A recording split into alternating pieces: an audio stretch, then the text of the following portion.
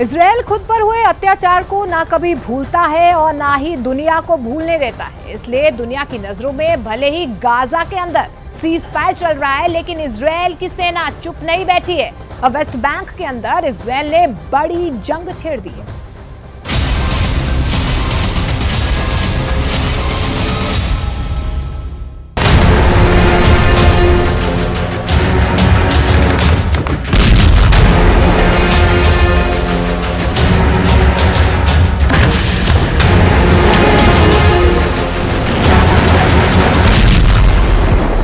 Israel ने Gaza पट्टी के अंदर संघर्ष विराम कर दिया है।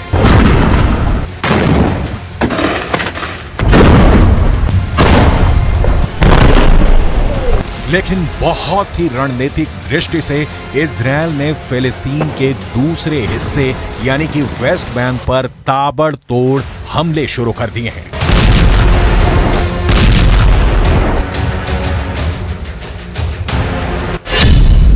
तमाम विशेषज्ञ अब ये कहने को मजबूर हो रहे हैं कि वेस्ट बैंक अब दूसरा गाजा बन चुका है। जरा इजरायल के इस नक्शे को देखिए। जेरूसलम के पास जो हिस्सा नजर आ रहा है वो वेस्ट बैंक है। यहां पर फिलिस्तीन की सरकार है जिसके राष्ट्रपति महमूद अब्बास हैं, जबकि इजरायल के दक्षिण की तरफ गाजा पट्टी मौजूद है। ये भी फिलिस्तीन का ही हिस्सा है।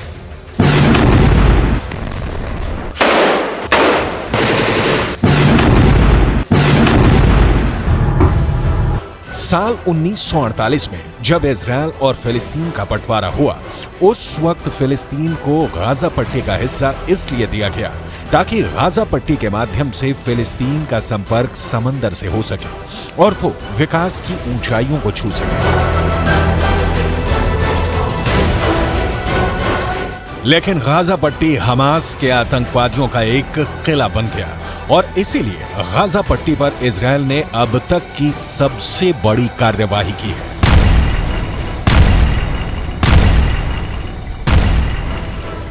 लेकिन 7 अक्टूबर के बाद से यानी इजरायल पर हमास के आतंकवादी हमले के बाद से जिस तरह की परिस्थिति का निर्माण हुआ है, उसके बाद अब इजरायल ने वेस्ट बैंक पर अपने हमले बहुत तेज कर दिए हैं।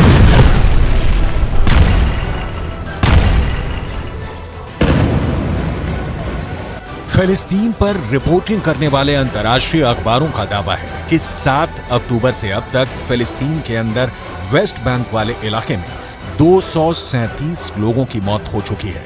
यानी वेस्ट बैंक के अंदर इजरायल की सेना हर दिन करीब 5 फिलिस्तीनियों को मार रही है। इसका मतलब है कि वेस्ट बैंक के अंदर हर 5 घंटे में एक फिलिस्तीनी को मारा जा रहा है।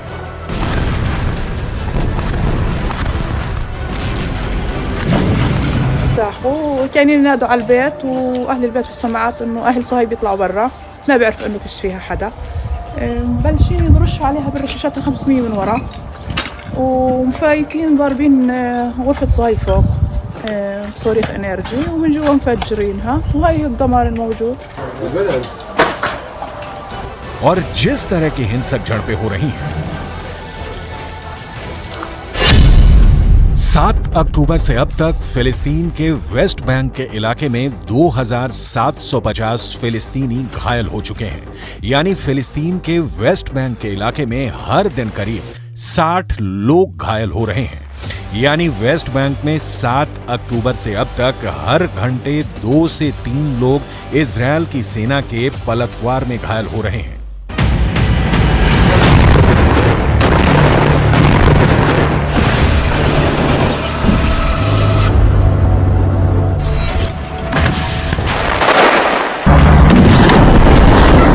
यानी अगर देखा जाए तो ये बात साफ साफ नजर आती है कि शांति काल में जितनी हिंसा गाजा पट्टी के अंदर 7 अक्टूबर से पहले हो रही थी, उतनी हिंसा अब वेस्ट बैंक के अंदर 7 अक्टूबर के बाद से लगातार हो रही है।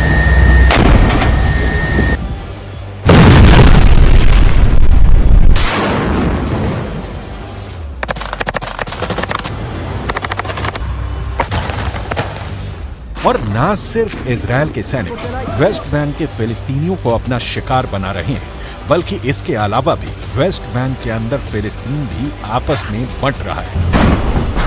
استنى حدا هم اي شيء في دارك يعني هذا البيت اللي بحدنا على يسارنا نسوان كان امنات في بيت الدار غرفه وطرقه صغيره ضربوا البيت الناس اللي ماركه بالشارع اتصاوبت بدون اي عمل بدون اي شيء يعني ما بيستنى انك تحمل سلاح ولا تحمل شيء وروم هذا احنا شو بنقول الله يحيي المقاومه وعاشت كتيبه جنين والله ينصر المقاومه في جميع اطيافها।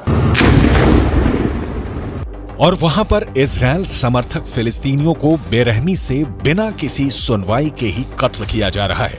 आखिर कैसे वेस्ट बैंक के अंदर फिलिस्तीन वर्सेस फिलिस्तीन नजर आ रहा है, इसकी पूरी डिटेल रिपोर्ट आपको आगे देंगे।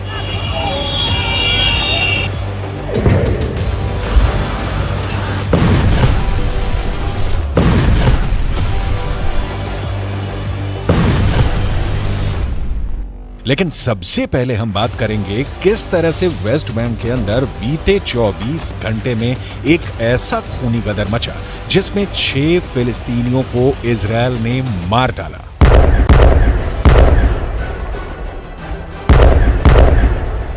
फिलिस्तीन के अंदर वेस्ट बैंक में सबसे बड़ा खूनी संग्राम जेनिन के अंदर देखने को मिल रहा है।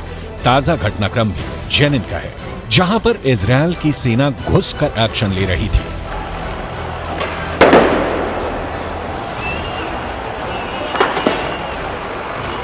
यहां इजरायल की सेना को भारी प्रतिरोध का सामना करना पड़ रहा है। इस प्रतिरोध पर इजरायल की सेना ने कार्रवाई की है और गोलीबारी में 4 फिलिस्तीनी मारे गए हैं। फिलिस्तीन के अखबारों में एक रिपोर्ट आई है कि फिलिस्तीन के वेस्ट बैंक में मौत का आंकड़ा 250 को छूने वाला है।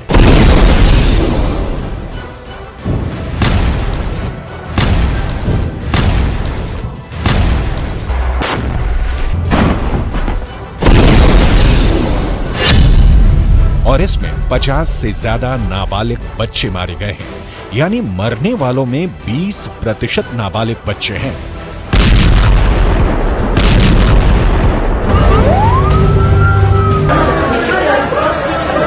जेनिन के अलावा रामल्ला में भी एक जबरदस्त झड़प हुई है, जिसमें 25 साल के एक फिलिस्तीनी डॉक्टर की हत्या कर दी गई है। इसके अलावा रमल्ला के पास अल बिरेह में भी एक फिलिस्तीनी की हिंसक झड़पों में मौत हुई है। इसके अलावा इजरायल के एक और एक्शन ने वेस्ट बैंक के लोगों को परेशान कर दिया। दरअसल जिस तरह से इजरायल की सेना ने गाजा के अल शिफा और इंडोनेशियाई अस्पताल को घेर लिया था और वहां पर हमले किए थे, ठीक उसी तरह से अब फिलिस्तीन के वेस्ट बैंक के भी 2 अस्पतालों की घेराबंदी का काम इजरायल ने शुरू कर दिया है।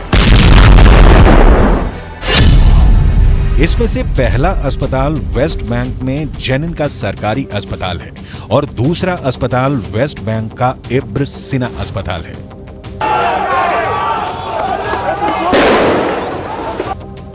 इन दोनों अस्पतालों को इजरायल की सेना ने घेर लिया है और इसका मतलब ये भी है कि इजरायल को ये शक है कि क्या जिस तरह से गाजा पट्टी के अंदर अल शिफा और इंडोनेशियाई अस्पतालों को आतंकवादी हेडक्वार्टर के तौर पर इस्तेमाल कर रहे थे, उसी तरह वेस्ट बैंक के अंदर भी इन दोनों अस्पतालों को चरमपंथी अपने हेडक्वार्टर की तरह इस्तेमाल कर रहे हैं। इससे पहले जेनिन की एक मस्जिद पर भी इजरायल की सेना ने हमला किया था।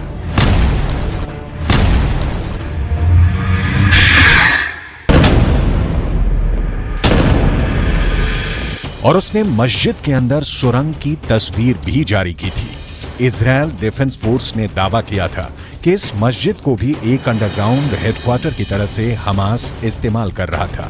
والشاب اللي كان مارك من الطريق من هين قالت في شظايا شاب عادي زيه زي اي واحد ماشي في بلده، بس ممنوع حتى انك انت تمشي ببلدك في حريه او تروح على دارك او اي مطرح، انت مش امن، في جيش، انت هدف في بيتك في الشارع على السطح في اي مطرح، ما برحموا حدا، ما بيستنوا حدا انه يكون زي ما هم بدعوا انك انت حامل سلاح।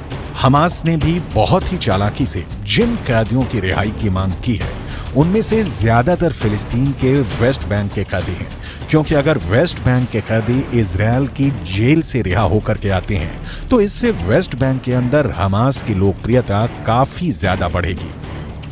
यहां पर नोट करने वाली बात यह भी है कि इस वक्त फिलिस्तीन की वेस्ट बैंक की सरकार के राष्ट्रपति महमूद अब्बास हैं, लेकिन उनकी लोकप्रियता लगातार घट रही है। वेस्ट बैंक के अंदर एक सर्वे हुआ है और इस सर्वे में यह बात सामने आई है कि फिलिस्तीन के 80% लोग 7 अक्टूबर की घटना को सही मानते हैं और हमास की प्रशंसा कर रहे हैं। यानी अगर देखा जाए तो हमास की लोकप्रियता गाजा पट्टी की तरह अब वेस्ट बैंक में बहुत तेजी से बढ़ रही है। जैसे जैसे इजरायल की जेलों से फिलिस्तीन के कैदी निकलकर बाहर आ रहे हैं और वेस्ट बैंक में अपने घरों में जा रहे हैं, वैसे वैसे वेस्ट बैंक के अंदर से जश्न की तस्वीरें लगातार सामने आ रही हैं। हालांकि फिलिस्तीन के अखबारों ने यह दावा किया था कि इजरायल ने वेस्ट बैंक के अंदर बंधकों की रिहाई पर जश्न पर भी प्रतिबंध लगाने की कोशिश की थी, लेकिन लोगों ने इसको नहीं माना और जिन लोगों की रिहाई हो रही है उनकी रिहाई की खुशी में जश्न मनाया जा रहा है। लेकिन यहाँ पर नोट करने वाली बात यह है कि क्या जिस तरह से गाजा पट्टी की जनता ने हमास को राजनीतिक रूप से चुनकर अपने लिए एक आफत मोल ली है, क्या उसी तरह से अब वेस्ट बैंक के अंदर हमास की बढ़ती लोकप्रियता वेस्ट बैंक को नर्क बनाने जा रही है? क्योंकि वेस्ट बैंक के फिलिस्तीनी नागरिक और हमास के समर्थक संधि के तहत बंधकों की रिहाई को हमास की जीत की तरह पेश कर रहे हैं। ये बात सही है कि इजरायल अब 300 के करीब फिलिस्तीनियों को रिहा कर रहा है, लेकिन इस बात को नजरअंदाज नहीं किया जा सकता है कि 7 अक्टूबर से अब तक इजरायल वेस्ट बैंक से ही 3000 से ज्यादा लोगों को गिरफ्तार कर चुका है। ऐसी स्थिति में अगर 3000 लोगों को इजरायल गिरफ्तार कर चुका है तो ऐसे में 300 लोगों की रिहाई कोई मायने ही नहीं रखती है। लेकिन शायद वेस्ट बैंक के अंदर चरमपंथ और ज्यादा बढ़ रहा है और इसके लिए इजरायल की कार्रवाई भी जिम्मेदार है, जिसके चलते वेस्ट बैंक में हमास की लोकप्रियता लगातार बढ़ती जा रही है। गाजा पट्टी के अंदर जिस तरह आम लोगों की मौत हो रही है, उससे वेस्ट बैंक में भी कट्टरपंथ आसमान छू रहा है। फिलिस्तीन के अखबारों के मुताबिक गाजा पट्टी के अंदर इजरायल ने जैसे ही युद्ध विराम के प्रस्ताव को स्वीकार किया, वैसे ही अचानक हमले बहुत तेज कर दिए।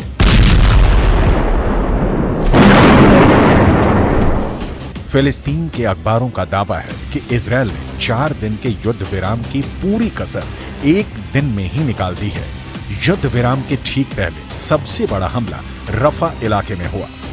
रफा इलाका गाजा पट्टी के दक्षिणी हिस्से में है। ये भी एक बहुत बड़ा शरणार्थी कैंप है और यहाँ पर हजारों की संख्या में फिलिस्तीनी शरणार्थी रहते हैं। दक्षिणी गाजा के इस रफा इलाके में उत्तर गाजा से लाखों की संख्या में फिलिस्तीनी भाग कर आ गए हैं। ऐसी स्थिति में रफा का जनसंख्या घनत्व बहुत ज्यादा बढ़ चुका है और इतने खतरनाक हालातों में इजरायल के लड़ाकू विमान यहां बहुत तगड़ी एयर स्ट्राइक कर चुके हैं।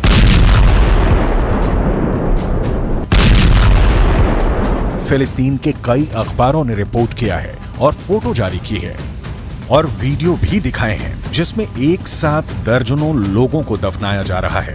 यहां तक कि बुलडोजर से कब्र पर मिट्टी डाली जा रही है। गाजा पट्टी के अंदर सामूहिक कब्रों की तस्वीरों ने पूरी दुनिया को हिला दिया है। फिलिस्तीन के कुद्स न्यूज नेटवर्क ने कुछ ऐसे वीडियो पोस्ट किए हैं जो बहुत ज्यादा दिल दहला देने वाले हैं। वीडियो में दिखाया जा रहा है कि एक फिलिस्तीनी महिला अपने बच्चों के नाम पुकार रही है। मलबे के सामने खड़े होकर यह महिला अपने बच्चों को बुला रही है